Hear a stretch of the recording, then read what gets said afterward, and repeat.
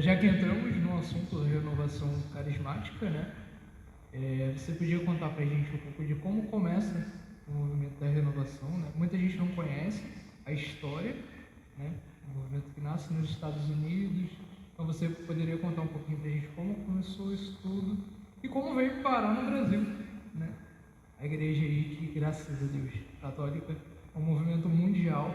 Então como que isso rapidamente, não demorou muito, chega ao Brasil também. Então como nasce esse movimento tão bonito? É, como eu costumo falar, não existe uma data exata para o nascimento desse mover do Espírito Santo na igreja, uma vez que o próprio nascimento da igreja é um mover do Espírito, né? Então, a gente precisaria remontar a experiência do cenáculo, né? A Virgem Maria reunida com os apóstolos, aguardando a promessa que o Filho havia feito, né? Que nosso Senhor Jesus Cristo havia feito. E ali é a primeira vez que a igreja nascente, por uma ação do Espírito Santo, se abre para a questão dos dons, né?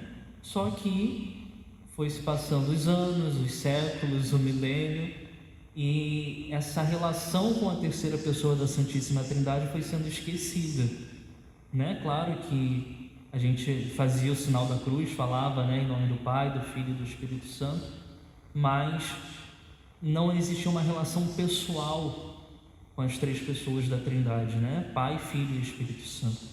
A gente fala muito de Jesus Cristo, a gente fala muito de Deus Pai, e pouco se fala do Espírito Santo, que é aquele que é o agente da nova evangelização da vida da igreja, né? Graças ao Concílio Vaticano II, que muitos tecem em suas críticas e que eu não concordo,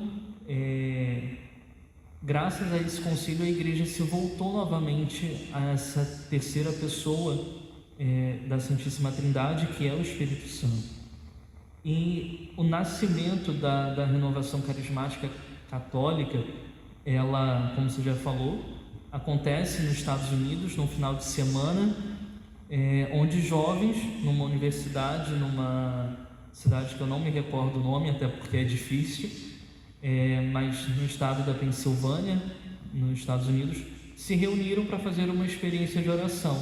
E ali foi registrado num primeiro final de semana carismático, né, onde os jovens começaram a orar e a viver aquilo que está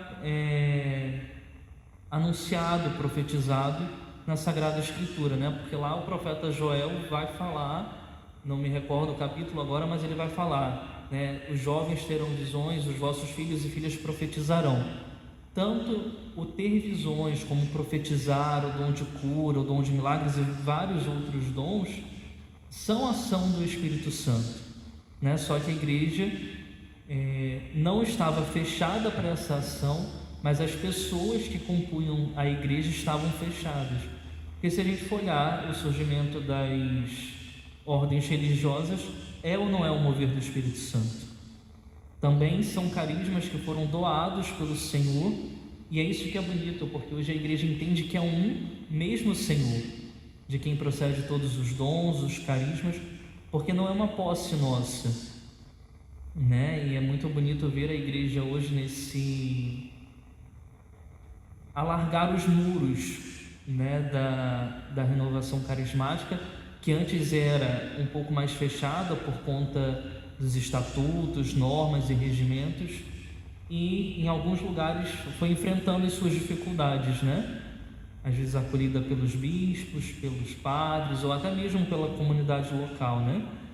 E esse evento que aconteceu no final de semana de fevereiro de 1967 nos Estados Unidos rapidamente se espalhou e, tipo assim, a cada ano aquela experiência foi ganhando corpo, né? E aí a gente vê a beleza da igreja e a beleza da juventude na igreja, porque foi através da juventude. Hoje os fundadores da renovação já não são mais tão jovens, né? Mas eles fizeram essa experiência com a terceira pessoa a partir da juventude deles.